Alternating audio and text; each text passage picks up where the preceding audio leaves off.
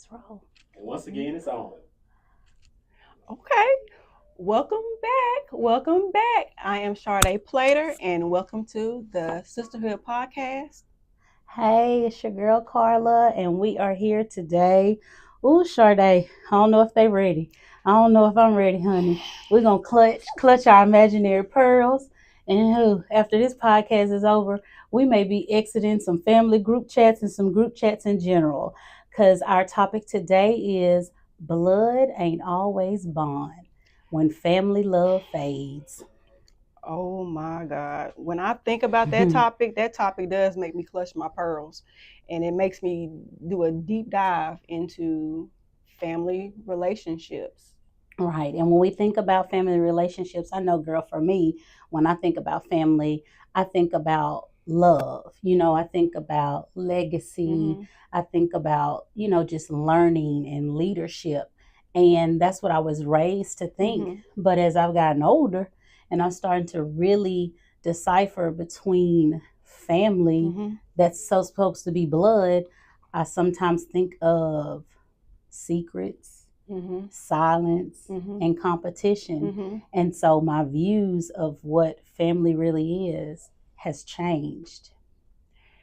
And I can honestly say the same with me. And don't get me wrong, I love family, I love my people, but sometimes DNA is really just DNA because the trauma and the traditions, the shade or lack of support, Right. I feel like it shows you who you're in connection with, and if it's really a blood, if blood is really the bond. I mean, really, is it bond? Right. I mean, what do you think? Right. And so, I'm like, are they really here for me because they're here for me? Or are they really here for me because we're family? Mhm.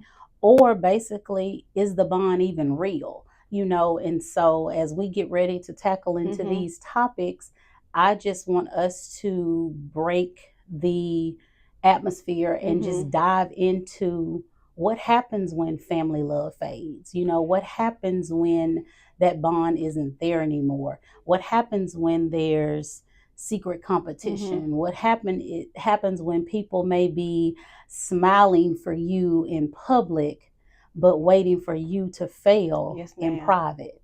So listen, I told you, clutch them imaginary pearls, honey, because it's Oh going my down gosh. today. It's going down. It really is. Okay, so look, let's just jump into it, honey. Let's just jump into it. Let's get it, girl. Okay. Let's get it. Let's go. So let me go first, okay? Because this right here, like I said, this right here is really deep. My first question is, what does the phrase "blood ain't always bond" mean to you personally?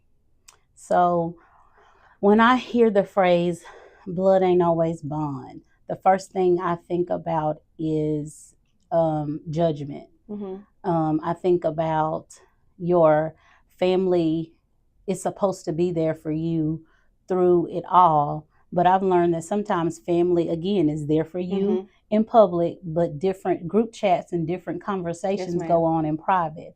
And I remember when I was growing up, all I heard from my grandparents on both sides was, blood ain't thick, blood ain't thicker than water. Yeah. And you stuck to that and you really believe that, like, if nobody else has my back, My family. my Yes, family, ma'am. my blood is supposed to have my back. But that's not always true. I think that and I hate to use this word, it's kind of a lie from the pit of hell in a way, because I feel like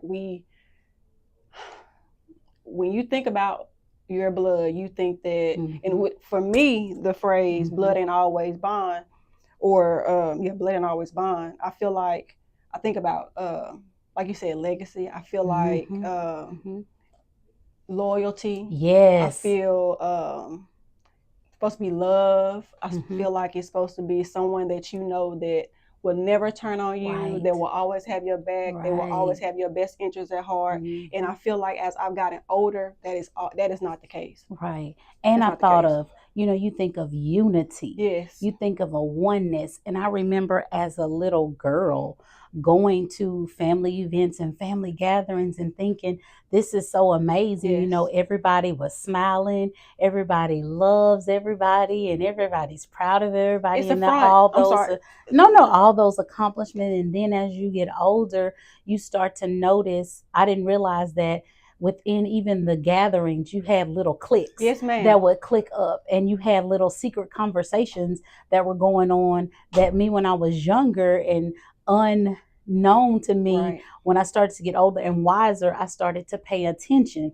And so I just put it off as, some people click and some people don't. That's fine. But at the end of the day, that's my people. Yeah. They got my back. I got Yeah. theirs. That's my blood. Yeah. They're my sisters. They're my cousins. Yeah. We in this thing, only to find out, It's no, not. we ain't in this thing. It's They not. don't have my back like talking Uh-uh. about, So just basically knowing the bond is not something that is just given because you're blood. It should be something that's earned. It is. And I think people just sometimes take advantage and feel like just because we family, I'm supposed to overlook certain things. Yeah. I'm supposed to, be like, well, that's just the way that we are. But it's not. Like, you have to earn my love, my respect, just like everybody else does. And Right. it doesn't make it right just because you're family. Exactly. I look at, like, on my end, when I think about family, it doesn't always have to be blood, because I can put you in a position of, or you show me so much loyalty that I might put you in a position of you being my sister, or I might put you in a position of being my brother. Right. But like, that doesn't mean that just because we're blood, that's actually my family. I feel like God will bring us people that will fill in the gaps, that will actually show up for you, that will stand in the gap for you, that will pray for you, that will actually be a blood sibling, but more so through the blood of Christ. That's my Christ. That's my sister in Christ. That's my brother in Christ. And so I just feel like blood really, it don't matter. I think it's just a word. I feel like it's just a phrase. It's not. It don't mean nothing to me. I mean, and I don't mean it that it doesn't mean anything to me. Right. It means something to me, but I feel like when you have to show me that I can trust you. You have to show me your heart, and it has to be the real deal, not no faking, no fronting, none of that. Say it again, sis. No faking, no fronting, no none of that. For the people in the back. Okay, it has to be the real deal, because I feel like as we get older, we don't have time for certain things. We don't have time for the faking. We don't have time for the fronting. We want genuine connections, where people that you want them to meet you to the place where you can go to your destiny. It's not about, right now, it's about, I'm trying to go to get you to your destiny, and so and piggybacking on what you just said, it's almost like, don't feel like the need that you have to tolerate me just because we're family. Yes, ma'am. If we don't see eye to eye, even if we cousins, sisters, what have you, we just don't jive. And so I don't feel like we should force relationships anymore, because I remember our parents wanted us, that's your cousin, you have their back. But my cousin ain't living right, ain't doing right, so why should I? So you shouldn't have to force relationships even when blood is involved. Then take us, for example. We are connected through I'm being kin to your husband, yet and still you're my sister in Christ. We have a connection. Not saying that I don't love my cousin any less, but we have a bond. And we have a bond that was formed through us mutually meeting. And we may not be blood, but I'll ride for you just like I'll ride for some of my family members that are blood. So like, back to what you were saying, family doesn't always mean that you have to have the same DNA. It's those people that have your back. It's those late night calls where you can call me and I can share with the audience. It's those times where we may meet up to get something, and honey, we were in Brooks's parking lot praying, so it's those connections, those people that I can call on. So, and that bond that we have, it wasn't just assumed. It was earned through that loyalty, through that respect, through that trust. You know what I'm saying? So, and another thing I would say is, I feel like we put people, even if it's family, I feel like we put people in positions that they did not earn. Like, I might say, hey, that's my sister, or that's my brother. But like, I feel like I put you in that position too soon, because you didn't show me your loyalty for me. And so that's how we end up getting hurt. That's how we end up getting heartbroken. And I didn't think that they would do Yes. that to me, but you put them in the wrong position too soon. And like what she said, I'm going to tell y'all, stop putting people on pedestals out of obligation. Let them earn their place in your life. You shouldn't have to settle. Yes, ma'am. You shouldn't have to put them just because that's your sister. Again, they have to earn that. That Yeah. stuff just isn't assumed. Yeah, So- and I feel like that's been a part of my mistake Mhm. as the past, I guess, 12 years or whatnot. That has been Mhm. my mistake, as I have put people in the wrong position. They didn't earn it, Mhm. and they didn't deserve it, and that caused me to be hurt Mhm. and caused me to, Mhm. break down or whatever. Right. But God knew what I needed. Right. He knows what you guys need, and so He will send you people that will stand in the Yes. gap for you, that really has a genuine love for you, and because we all need those godly friends and those people that's Yes. going to stand in the gap for us, whether we're going through a tragic situation, whether we're going through just whatever life, Right. just to have those genuine connections, those Yes. genuine godly connections. Mhm. So I got another question for you. This one right here. When did you first realize that being related to someone doesn't always mean that they have your best interests at heart? Ooh.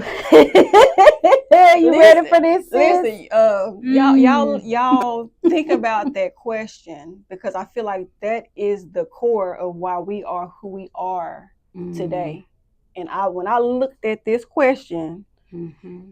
and I really thought about that, I was like, man, when did I really realize that these people, this just because that's my brother or just because that's my sister, Mm-hmm. that they don't have my best interest at heart. And since I will say, and this kind of hard for me to really share with you guys, but I feel like y'all will be able to connect with what I'm saying. I believe I had to be about 8 or 9 years old when I realized that just because that's my blood doesn't mean that they have my best interest at heart.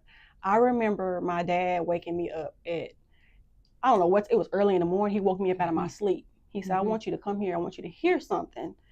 And he put me up against my sibling's door. Mm-hmm. And he said, I want you to hear what they're saying.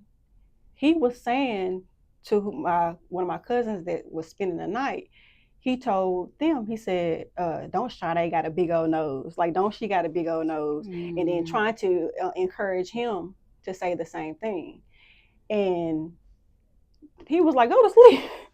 Go to sleep. I don't have time for that. I'm trying to go to sleep. But I heard that with my own ears, and the heartbreak, you know what I'm saying, that it brought. Somebody that was supposed to have your back.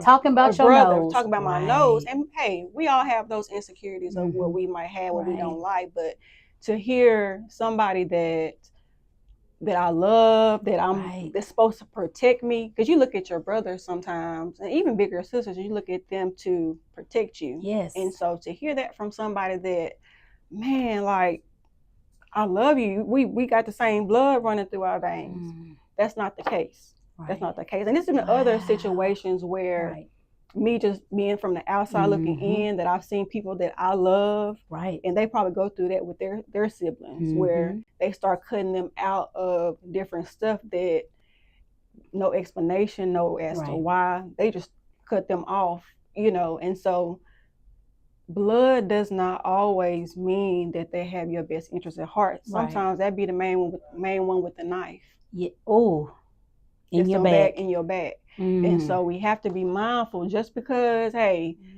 that's my brother. Because even with family, they can be in competition with you. Yes. They could try to do a one up on you. They ain't no telling what's going on, or you don't know what conversations they're having behind the scenes. Just like me, I got woke up out of my sleep and was not looking to hear something like that. And of course, when you see them the next morning, we in the same house. Right. Like, if I wanted to, if I was that, I probably would come at you, not in a good way. You know what I'm saying? Because why you doing me like that? Like, I thought there was love there, and really it's not. And really, as I've gotten older, that love has faded away. Like, I love you, but I know where I have to put you. Right.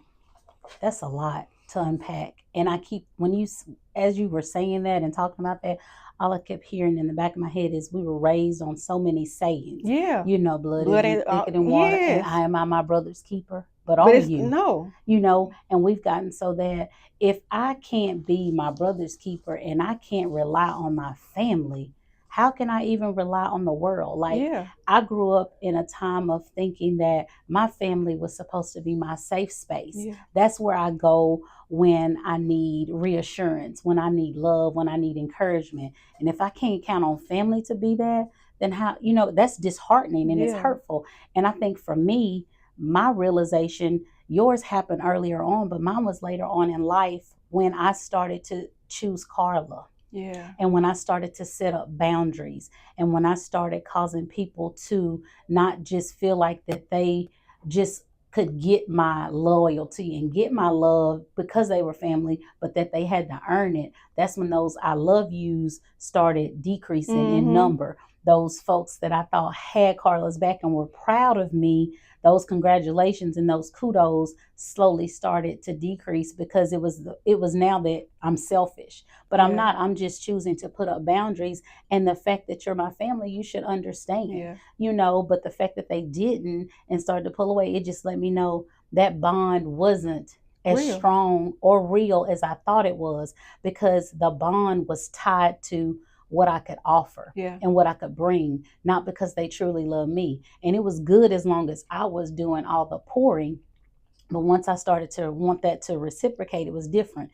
And then I can step on my own toes and say, I wasn't too always the loyal family member either. There were times when I didn't pour like I should have. So, you know, I can take my little lick and keep on going. I haven't always been the best cousin, the best sister, that's whatever, and that's okay. But when you know better, you do better. So I've realized the ways that I fell short, but then I also realized the ways that others fell short. And in that, I've tried to work on being that safe space for the family, being that, and not that I can carry the weight of the world on my shoulders, but just being different. And I think that's what we have to talk about. And this what brings us to our next topic is just being different and understanding what family is, taking it at face value and being that safe space. Because over the years, we've lost that. Like you experienced that at 9. That hurt.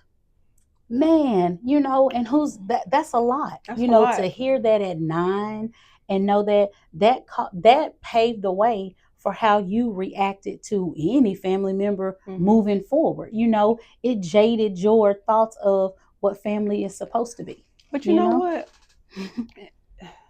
You said something. You said that when you stopped doing certain things that you started seeing a change in people, but it sounds like the relationship was conditional. It wasn't based off of like true love or true care for you. It was based on what can you do for me? Like, and then once you say, you know what, I'm not going to do that no more, or you start speaking up to say no, that's when the relationship changed. And then when I think about some other things that you said, it made me think about not just with my brother, I started seeing things, you know, with other family members. And it also made me, you know, cautious. You know, it made me, okay. It also made me feel like I was different, or I was like set apart, because maybe I'm not supposed to fit in here, you know, even though this is my family. But earlier on, I started feeling like the black sheep. But I feel like God must have had his hand on me. I feel like he had much more for me to do that I'm not supposed to fit in. And as I started getting into my word and getting a personal relationship with Christ, I started realizing we are supposed to be set apart. We're not supposed to blend in. We're supposed to stand out and be like that black sheep. You know what I'm saying? That's not necessary. We think in families that the black sheep is a bad thing. It's not. But it's not. You know, I want to be different. I don't want to conform to what everybody else is doing. I don't want to fall suit. You know, I want to stand out and be the trendsetter and be the change agent. Because that's what God wants us to be. We're not supposed to be like everybody else. Because if I was like you, I wouldn't be doing what he's telling me to do or what he called me to do. So we're not supposed to we're not supposed to blend in. We're supposed to stand out and be who God is actually calling us to be, even if it's not with family. You know, God is going to give you your own people. Right. That's really like, even if it's your church members, even Right. if it's like sisterhood, He's going to give you a group of people that's going to genuinely be there for you. And I also feel like rejection is God's protection. It's okay that you reject me, even if I am your family. It's okay that you reject me. Does it hurt? Yes. Does it sting? Yes. You know, a lot.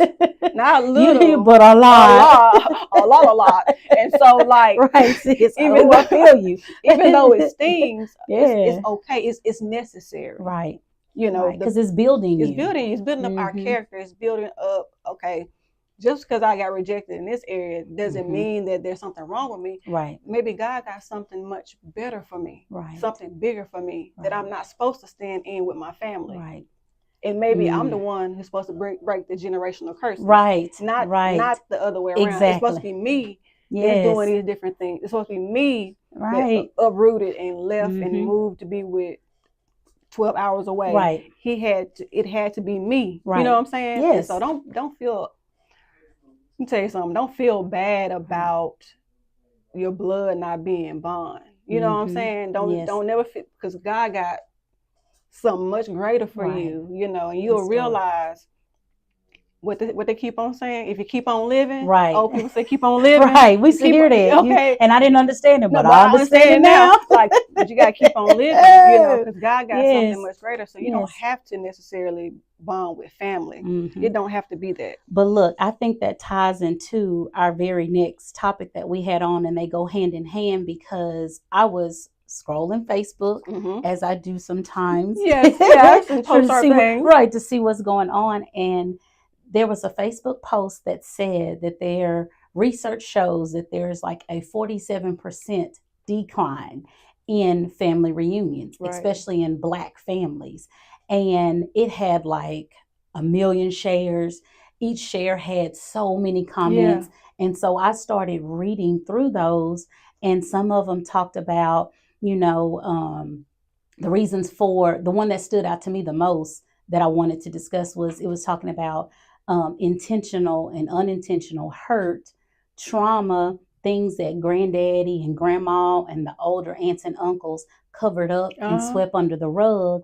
And they would put on these reunions and they would be smiling, knowing that there was incest going on within the family, uncles who were touching other siblings, children, cousins inappropriately, and vice versa. You had the family couple that was supposed to have it all together, but little do they know that they was going home from the reunion living in hell, pushing the skeletons in the closet. And so they were saying the newer generation doesn't want to be a part of that, so they don't want to have a family reunion. And at the first instance I heard it, I agreed. And I was like, I could understand why. But then instantly I thought about just now what you said about being the change agent and breaking those generational curses. So instead of doing away completely with family reunions, let's pull the skeletons out of the closet. Right. Let's deal with that trauma. Let's sweep it from up under the rug and bring it out in the open and address the things that happen and make a difference. And instead of pretending like everybody's perfect, let's just be real and authentic. And instead of saying we're not having them because of all, let's embrace it. Let's heal together and let's continue, because as a generation, to me, family reunions meant something when I was little. I look forward to them, and I'm so happy that our family still has them. And we just went to my husband's for the very first time over 4th of July, and it was amazing. And I was like, this is what I miss. Our kids, my children met a girl that they went to school with since they were in elementary school, and their cousins. Wow. But they didn't know it. So those are things that need to be known. So instead of us just I think we make excuses too, because we don't want to face the problem. You faced it. You realize blood ain't always bond. People are gonna people. But what I need to do is rise above it and realize that God set me apart, but you're gonna be the change that breaks that cycle. So if more of us would step up and be the change agent and break those cycles, then we can still continue to have family gatherings. We can still, but call it as it is, instead of just using that as an excuse not to do it. So I think that brings up the topic too of trauma. and healing and moving forward and just realizing, we can still do those things. And then I think some of the other comments were like, people have gotten away from the true meaning of family Yeah. reunions, and they made it be these big luxurious trips and things that people can't afford. Instead of just, I remember we had family reunions and we had get acquainted night. Yeah. We had the banquet where you wore your Sunday best. You ain't have to go out and buy no formal gowns. You just wore your best Sunday clothes. Yeah. Then everybody had the picnic on Saturday where you was out hot at Ford Park. And then Sunday everybody gathered for church, because a Black family is based on faith. Yes, ma'am. And you're going to go to church and praise the ma'am. Lord, And so that was what it consisted of. And now they're saying people have gotten away from that. And so now nobody wants to participate. But instead of just throwing away and not participating, how about we fix it? Yeah. And we're in a generation of, they figure if they don't like it, they just won't do it. But how about we fix it, and be a generation of change, but I think, real change. Yes. And everything that you said is true. But I'm going to tell you, some people don't want to fix it. Like the word says, if you have an ought with somebody, you go to them one-on-one. But the problem of the matter is they're really not going to address it depending on where they're at. They're not going to address it. They're going to keep on doing what they're doing. They're going to avoid it at all costs. They're not going to want to, go face to face with that person who probably touched them, or that face to face with that person who, because just be real. When you come across a family member that has had trauma, like a family member touching them, 1,000 out of 1,000, they probably don't want to be nowhere around them. They probably want to stay as far away, because when I see you, it's a reminder. I remember what you did, and I see you walking around here like you ain't did a thing, and like you perfect, but you not. You did this to me. You scarred me as a child, and that has moved up into my adulthood. And so I also feel like with me, my family is not here. My family 8 hours away, or 8 hours away. So I can't make it to certain family reunions because of the distance. Because I know, since I've been gone from home, I've been away from home about almost 15 years. And so when they do have the family reunions, they send me information about them. But sometimes, depending on what's going on in my life, whether I've pregnant with a child or just certain things occur, I just can't make it. But I really think that family that does have somebody that probably touches them or had touched them, or that trauma, I think it is good to face, but I feel like it's probably difficult when it brings up bad memories, when it brings up certain things. And that gets me to my final question to you. Okay. Do you believe that time heals all wounds, even in family fallouts? Yes and no. And the reason why I say yes and no, because when things happen amongst family, just because I forgive you doesn't mean I forget. And a lot of people get that confused, and they feel like just because I'm healed makes it go away, but it doesn't. Because you'll still have like on my arm, I have this scar. Yes, ma'am. And I remember getting this as a little girl from a dog that my mama told me not to go and play with. But that's a constant reminder of I should have been listening. So you will forever have that scar. And I think people think just because I'm healed and I forgive you means we can just go back to being the way that we are, and that's not the case. So I think, to me, everyone needs to heal from any hurt, whether it's family hurt, whether it's church hurt, whether it's friendship hurt. You should heal for your sake. But just because you heal doesn't mean you have to rekindle that relationship with that person. That time may have passed. And that's when it comes into play of praying and asking God to reveal to you, is this season, even when it's family, up? Because I think people feel like, because you're family, you're going to have to always be in touch. You should be, because you're family. But why? Just because we're blood, that hurt is still there, just like the hurt it was from a friend. So I can still say hi to you and see you at family gatherings, smile, even give you a hug. But that's as far as it goes. And I can still be healed. And that's fine. but my healing doesn't mean we pick up where we left off or we rekindle things. So again, I say yes and no. Yeah. Just because I'm healed and I forgive you, I still have that scar and I won't forget. So I just know how to handle you differently You have and to. navigate life. And if that means that we're not always together aside from family gatherings, then so be it. Yeah. It doesn't matter if you're family, and it don't matter if blood isn't thicker than water. You hurt me. And if God says that season is up, then it's just up. Now, if it's right, and if it's meant to be something and he leads me otherwise, then fine. So again, I say yes and no. It just depends on the circumstances and what happened. That's a good answer. When I first read the question, I thought about it. I was like, no. I mean, yeah. That was my initial answer was no. Right. But and that's real. Yeah, but after really thinking about it and digging real deep, it is a yes and a no, because you know, I could still forgive you and we can talk it out, you know, we can pray it out, we can cry and snot, all that good stuff. Right. But does that necessarily mean that we will pick back up where we left off? Right. Because I feel like sometimes when you see the person, like if you haven't had a conversation, if you are ignoring them, if you are ducking and dodging them, you know what I'm saying? When you finally do see them at a gathering, what comes up? All those feelings, all those, they resurface, it rises up. And so it's not a matter of time heals all wounds, because you've been ducking and dodging.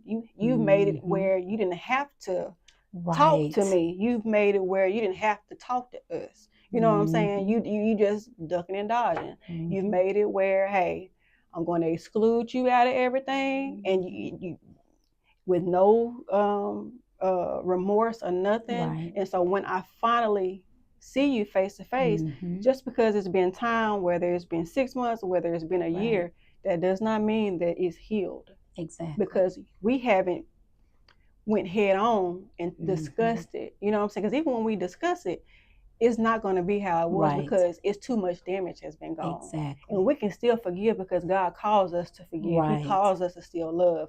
But we also have to be smart too. You know what I'm saying? Like, I can forgive you, but only God can actually make that relationship back to what it was, not just in my might or your might. Right. And I think too, people tend to confuse and think because it is family and it is blood, we should just forgive and forget. And that's not the case. Or sweep it as like water under the bridge. It's time out for that. Yeah. It's time to address those things head on. It's time to call it out for what it is, you know, and not hide from it. It's time to embrace it, because it's, like you say, those generational curses and those cycles and those strongholds, that is real. And so we have to hold ourselves accountable, and we have to hold our family accountable too, and not put them in a different category from anybody else just because they're family and just because they're blood. They're just as guilty or just as the next person, you know. So I just think healing occurs from the inside out. Yeah. And once you truly heal, because I've had some situations where I've had to heal from some things that happened to me, but I can be transparent and say there are some things that people had to heal from things that I caused. And when you see that true healing, you can be in the same room with that person and be okay. It's when you tiptoe around it and don't embrace it, and then it feels like every time you're around them, you rip the Band-Aid off, and you're losing sight of what's important because you're too busy focusing on they in the room and they, you know that they hurt you. So you have to seek true healing, and like you said, that comes from nobody but that man up above. You know, to where you can move on with your life and still be able to be, like I said, in the same room with that person and be okay with that, family or foe. You know. But it's hard, and it's deep. Hard when it's a lot of hurt. And I know I've seen where somebody that I love, where they had a sibling that just excluded them out of everything, like lifetime memories, like just like milestones and stuff like that. And so like now when me and this person has the conversation, I see the hurt and how it bothers that person. And even when they've tried to reach out to the person, they don't respond, you know. And even when, hey, maybe I've reached out, they don't respond.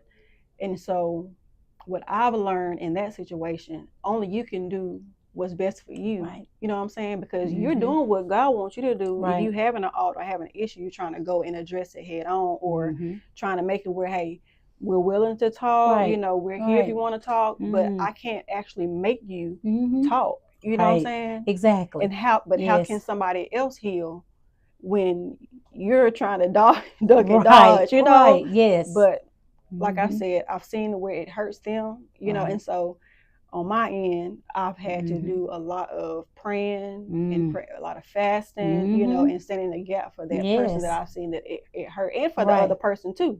Exactly. You know, because only God can change that person's heart. And just pray for closure. You know, and you have to realize, I think again, we put family on pedestals.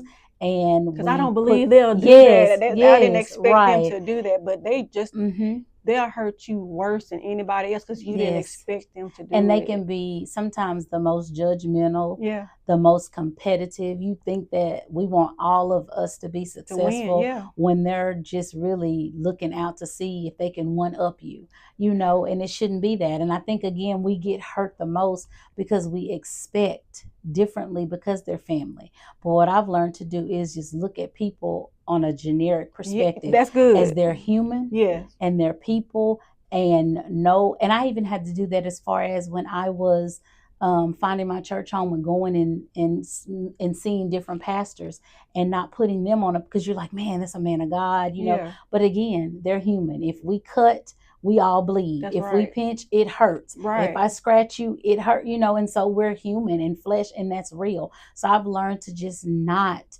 put my faith in man, but put my faith in him. And that keeps me from being hurt. And it keeps me where I'm my own safe space, you know, and I don't have to look for it in family or friends. And I realize they may be my family and our bond may not be where I want it to be, but I'm no longer forcing that. I'm praying, and God's going to work that out. And he has done amazing things, you know. And so my goal is just to share and be like, look, give it time, but realize people are human. Take them for face value and realize I have family members that other people may look as, oh, you know, they over there drinking and smoking and doing this and that. But sometimes I'm like, I'd rather be with them because they're transparent. What you see is what you get. Than the uncle that's the hidden drunk or goes and sneaks off to toot that line of cocaine. I'm just being real, you know. Or we have the one that uncle always carrying around that bottle and you wonder what's in it. And your mom used to say, oh, that's just juice. That wasn't juice, you know. So I'd rather see the person for who they are, take them at face value than someone who is fronting and hiding behind a mask, pretending to be that good and faithful family member, and they're not. So I'll take that family in all their brokenness, because 9 times out of 10, their love is the most genuine and real. They are a safer space than that person that's over fronting like they got it going on and have no, you know, nothing against them and they're perfect.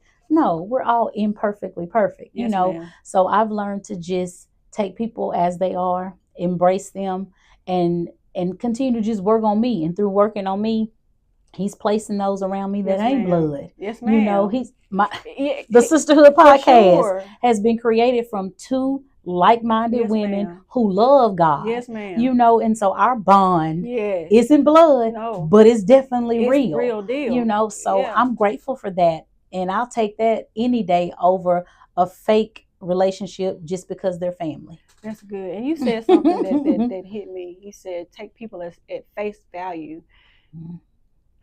And that made me think about something that my dad always told me. He said, people are always going to be people.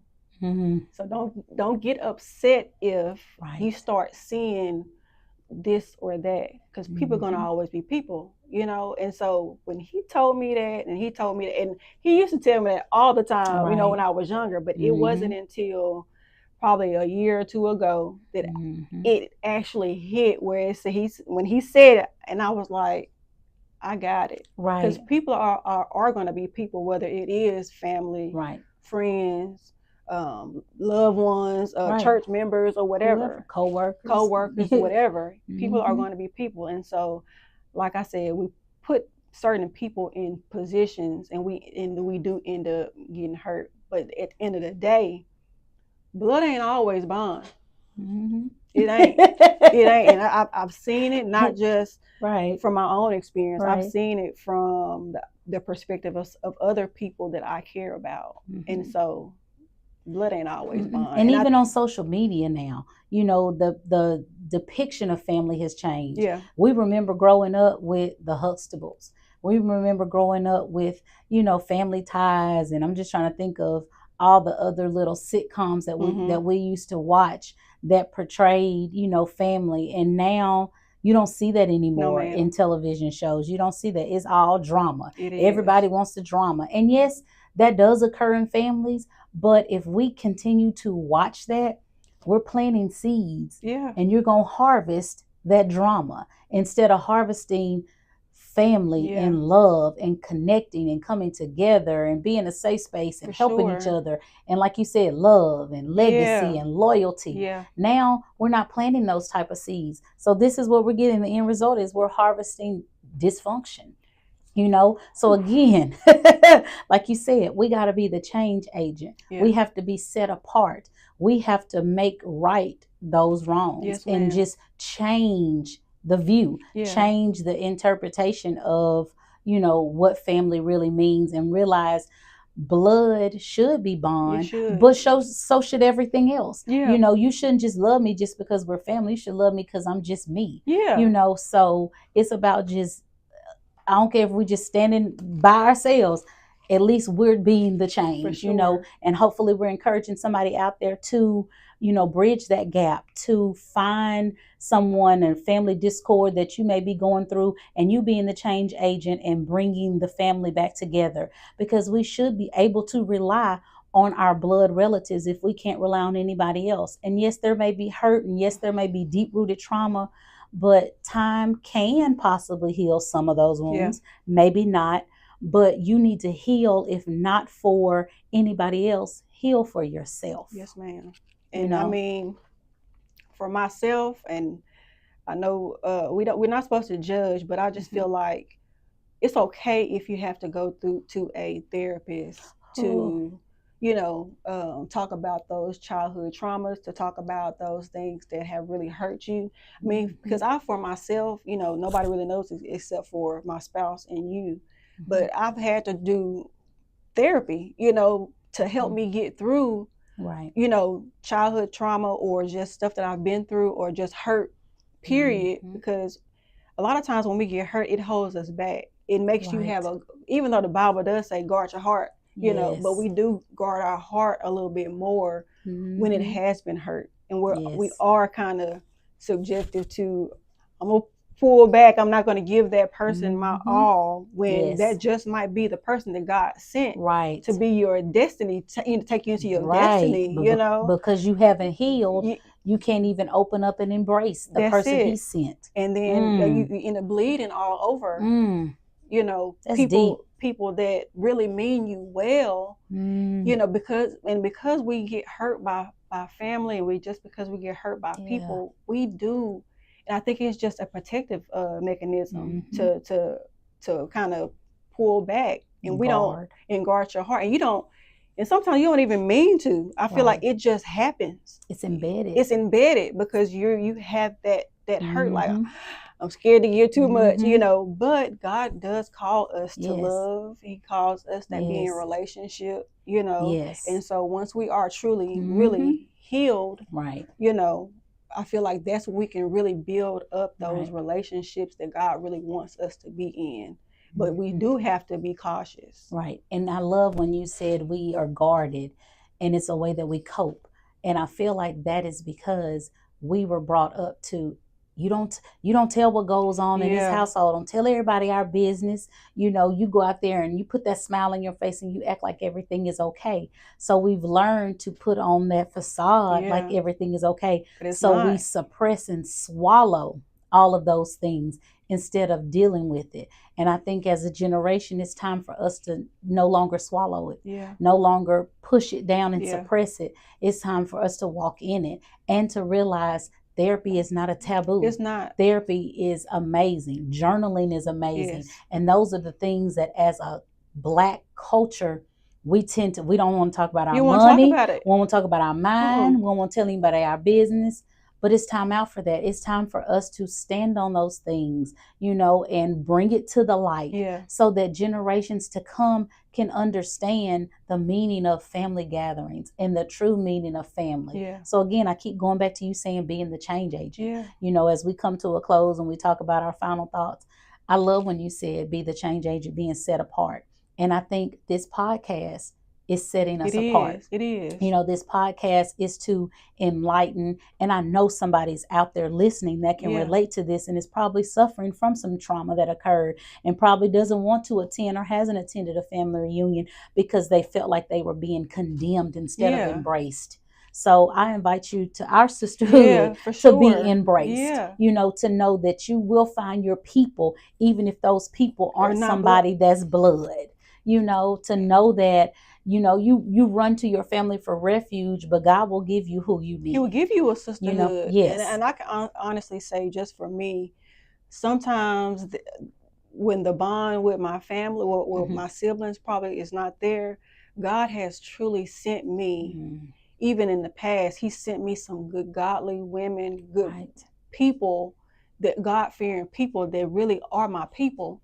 I mean, that literally I can probably, especially like when I went through with Janiyah, especially when we went through that trying time, I had probably a handful of people that I can call and be open, honest, and transparent with, and be my true, authentic self. Because I can probably, somebody out there might be dealing with depression or dealing with anxiety, and they might be scared to even mention it to a family member.